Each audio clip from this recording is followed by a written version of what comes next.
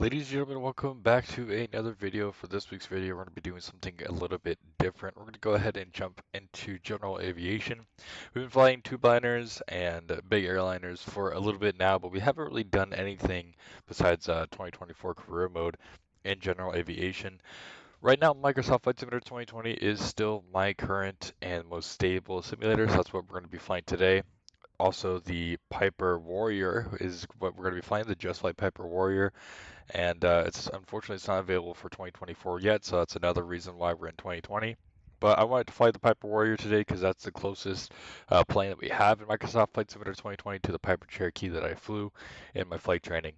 Right now we are here in Chandler, Arizona. As you can see, nice clear skies here in Arizona, always the best weather for training. And we're going to be doing one of my first ever cross countries. This is a cross country that I did with my instructor. I also did it as a solo cross country. This is not my long cross country, but this is just one of the easy, fun airports that I flew into when I was doing my training out here. So we're going to be flying from Chandler, Arizona, over to Pinal Air Park down in Marana, and you'll see why I loved flying into Pinal, especially in real life. I got some scenery off the Flight Sim Tia website that should be good for modeling what I loved about the airport. So make sure you stay tuned to the end so you can see what surprise is at the airport. And I hope you guys enjoy this video. Before we get started with the video, I want to go ahead and give a shout out to our members out there. Right now we have 2 members, and I really do appreciate you guys' support. If you want to become a member of the channel and help support the channel, go ahead and go next to the subscribe button, hit join, and you get immediate access to 6 new emojis, as well as member shoutouts like this one in front of all the videos and during live streams, as well as early access to videos like this one. So I appreciate everyone's support and become a student pilot today. I didn't do a nav log or anything like that for this flight just because I know the route pretty well. We got clear skies, so as far as dead reckoning goes, I mean, we could see all the waypoints that I have for it. But I'll go ahead and show you basically um, the exact waypoints that I used to get over there. So I used a certain town. I used different waypoints in mountains and stuff like that. So that's one of the beauties about 2020 and having satellite imagery is you can actually see your landmarks and your waypoints. So yeah, without further ado, let's just kind of go ahead and get started here. We'll go ahead and get that going here. We'll go this. Crack the throttle over here. We got the anti-collision light on.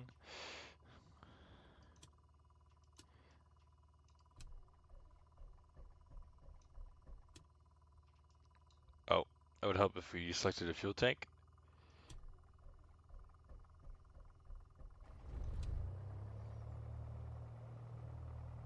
There we go.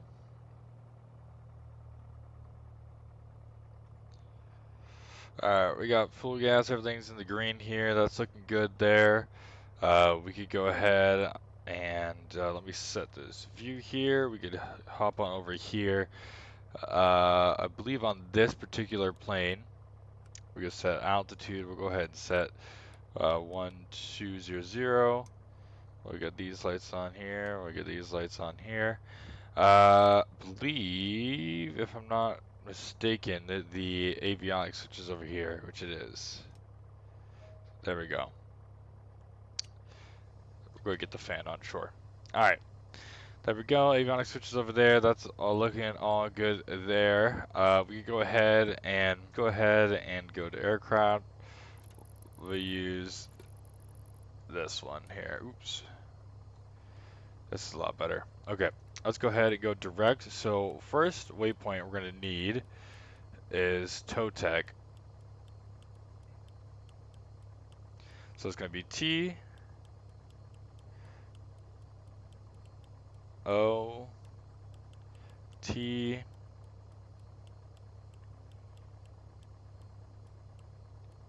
T. We go E and then C. That's good there. We'll go ahead and hit enter, activate. Okay, and then let's go ahead and go to flight plan. And we'll go to. Gosh, it's been a while. This is why I wanted to do this. Let's go to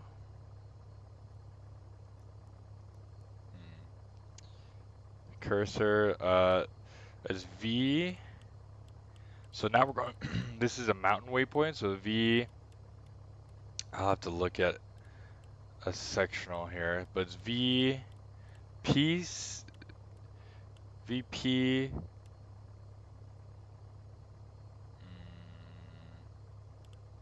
I think it's V Pacho. Let's see if this comes up here. So it's going to be. This is going to be a visual waypoint to help us. The airport's going to be right next to this waypoint, so it's going to be easy for us to see. No, you know what? I think this is a C. Let's, I think, if memory serves me correctly, it's C H. Oops. H.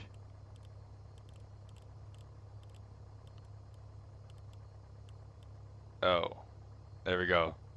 We'll go ahead and hit enter. That's good there. We go back out to flight plan, and let's go ahead and get it.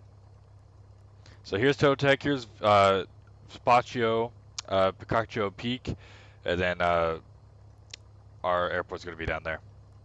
Alright, cool. Go ahead and set that up. That's all good there. Anti-collision lights on. Computer heat can be off. That's fine. Actually, we'll turn it on. Okay.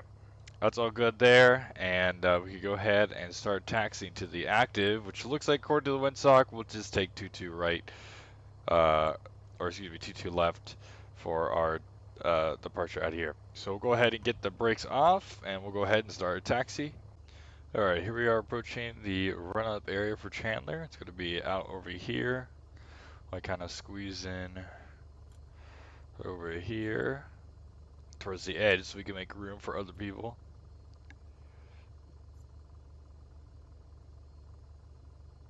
Then we'll go ahead and swing it here.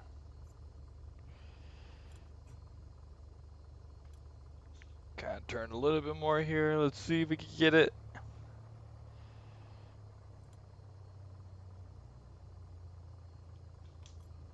All right, there we go. Let's go ahead and set up the parking brake.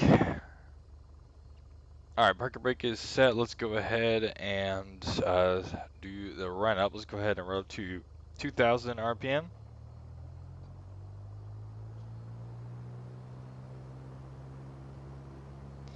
2,000 RPM set. Everything is in the green. Let's go ahead and go 1, 2. Drop us in. Was then its limits. Let's go ahead and go back 1, 2. Back up to 2,000 RPM. That was good. Back left. Let's go within its limits. We'll go to both. That's good. We'll go. Ooh. We'll go over to the right here and try the car beat. A little bit of drop within its limits. We go here. Everything's good. Section is good. Vacuum is good, and we got our section's back here. That's good, and voltage and all that's good for the amps. All right, let's go ahead and go idle, and we'll get the car beat on. Oh, that's it. 1, 2, 3, 4, 5. We'll go ahead and get that back in, and we'll go ahead and get throttle back to 1,000. All right, run up is all complete. Now we can go ahead and take off. Let's go ahead and get the park brake off. We'll pretend that we contacted tower and everything like that. And they'll clear us for takeoff runway 4 left here. So let's go ahead and go over to 4 left.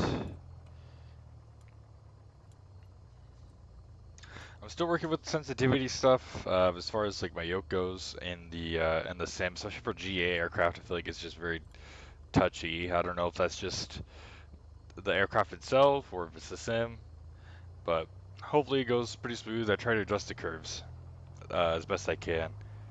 Alright, we'll go ahead and slowly throttle up here. Full power.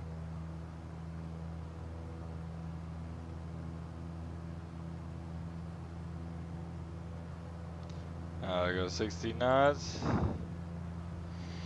Okay, hold on.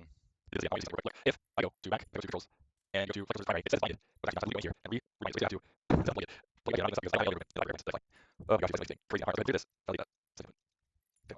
Yes. I can't wait. This is yes. Now it works. Yeah, I don't know why, but always when I fly the Pipers, the yoke is just the elevator movement is just not binded, even though it is. So, just some of the bugs I deal with here, I guess, in the sim. Anyway, we're climbing away.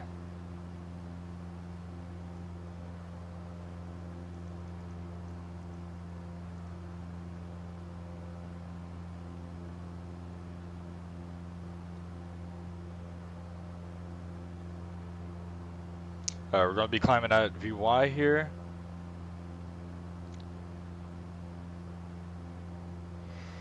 And we'll say they give us a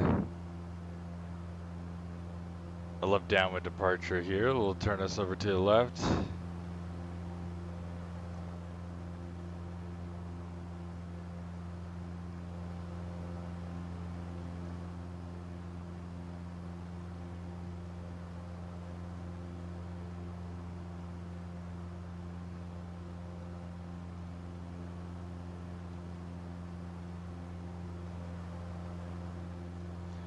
Go ahead and do a left downwind departure here. Gaining some speed, we'll go ahead and increase our altitude.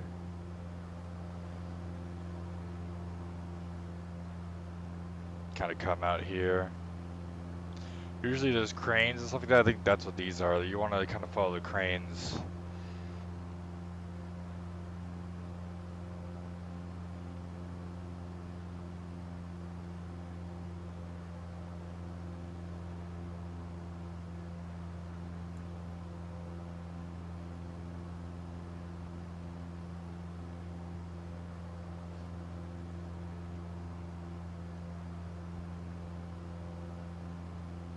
Alright, we're probably going to go up to like 5,500. It's going to be our cruise. Go ahead and trim it out here.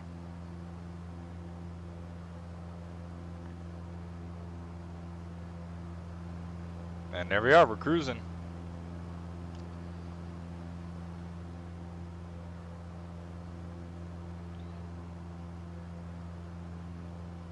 So this is the big practice area that's out here. There's a lot of people training, doing their maneuvers and everything like that out here. So pretty busy airspace.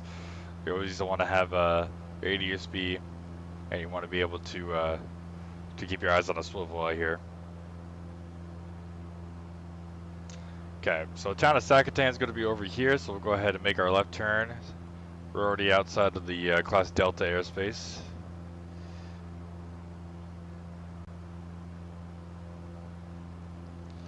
And we'll see you once we're over Sakatan.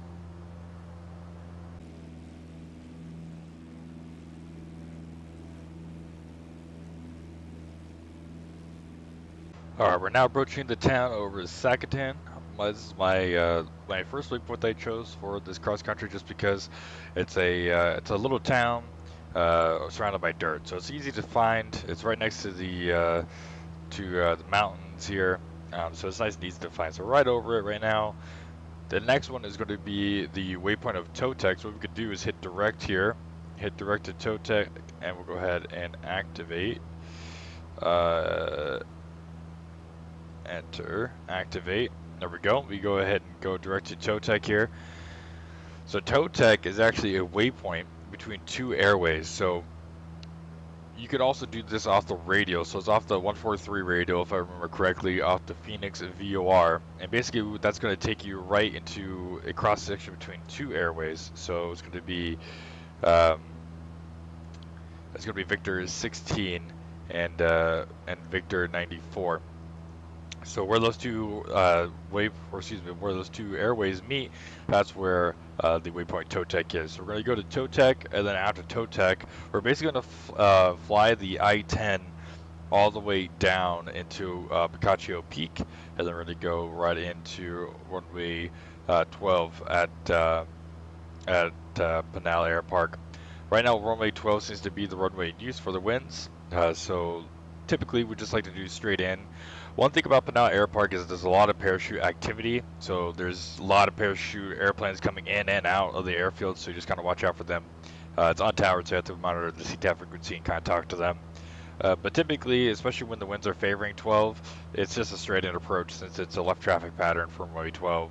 If it's runway 30 or 30, I should say, then we would go ahead and line up for the downwind and do a right pattern for runway 30. But yeah, we'll go ahead and continue checking on here to Totec.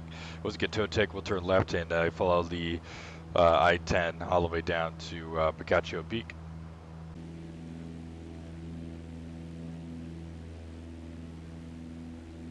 All right, we're approaching Totec, and actually right here, it's kind of modeled. Um, it's kind of more slim than that, but that's Boccaccio Peak. Basically, the airfield is going to be literally over here, and on a clearer day like this, you should be able to see it pretty far away. This is Eloy right here. That's another airport. So obviously on cross countries, you want to kind of be looking out. Hey, if I lost my engine, which here luckily there's plenty of spots, but you know, you always want to be like, hey, if I lost my engine right now, where can I go? And Eloy is definitely an option, being that it's so close here. But here's the I-10. It's basically to bring us all the way in. The airport is going to be out here. So VPOT chose kind of like a waypoint just in case it was less visibility. We couldn't find the peak. It would bring us right to it. But we're going to go ahead and angle ourselves out to the right here and basically look out for the runway to make in for a straight-in approach. You can kind of make out the runway over here. This is the airport environment. We're going to make in, like I said, a straight-in approach for runway 12. And this landing is definitely a little bit hard for aviation enthusiasts. And you'll kind of see why in the sim, but it's even more so a factor in real life, trust me. So we'll go ahead and pick up once we get a little bit closer. Alright, here we are on final for runway 12 at Pinal Airpark. You can kind of notice around, you can see all the traffic on the ground. And that's because this airport's actually a graveyard for airplanes. So that's why it was one of my favorite airports to fly into, even if it wasn't for my cross-country ratings or anything like that. It's just a really cool airport. My instructor and friend took me here for my first cross-country, like I said, and honestly, it was a really cool experience to see and to fly into and be so close to our airplane graveyard. Obviously, there's not as many planes as you know. The sim doesn't really model how many planes there are. There's definitely a lot more planes in real life, and definitely a lot more cooler planes. For example, there's 747 SPs. There's a lot of other 747s. There's a couple Delta 747s. There's a lot of WestJet 737-600s. There's a lot of CRJs and regional jets and stuff like that. So, and not just the U.S. carriers, also from around the world. So it's really awesome to see those planes so up close. Unfortunately, one time we were there, there was a machine just ripping off the horizontal stabilizer from a WestJet 737. So that was sad to see, but it was honestly really cool to see so many planes up close. And I think the sim does a relatively good job of kind of replicating that with the different airplanes and stuff like that. One of the interesting planes that were there is actually there was a couple of Airbus A321neos from JetBlue that were there. So I thought that was kind of interesting how even such a new airplane like an A321neo is sitting in Pinal Airport.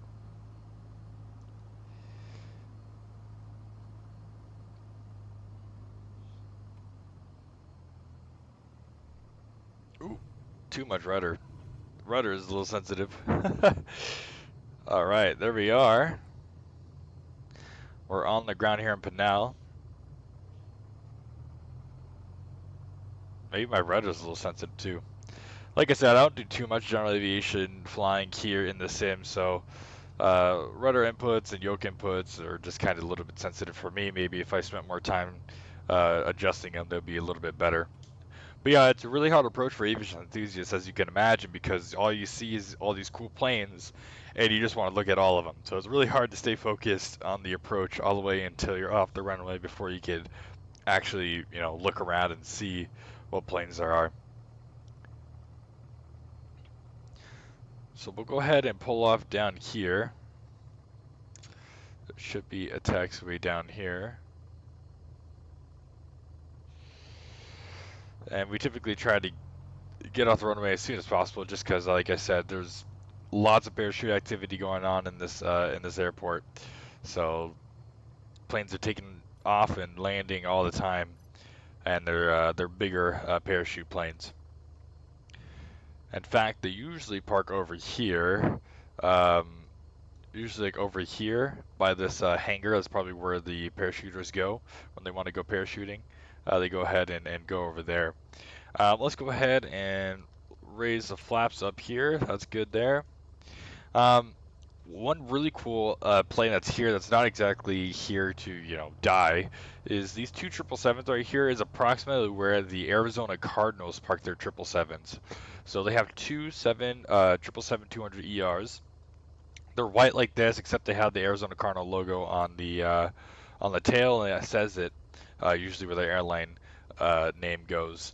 But yeah, they parked their two 777s here, so it's cool that they added that, just not with delivery. But yeah, they park a couple 777s there. There's a lot of A330s just like this here. Like I said, there's no restriction on what airline is here. Literally, a bunch of airlines from all over the world are here, and it's really cool to kind of look at that, especially taxiing back down the runway. Because usually what we do for these cross countries is we land, we taxi back, we take off, we head back to Chandler. But um, I usually took my time on the taxiway here, just kind of perusing, just looking at the airplanes, just because it was so cool to see all the different aircraft.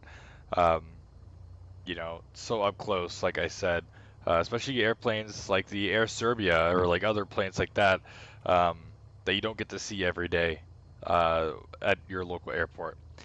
Um, so yeah, there's a bunch of airplanes here. It's definitely a really cool place to fly into. If you're ever in the Arizona area or Chandler area, it's probably like a 30, 40-minute flight down to Pinal.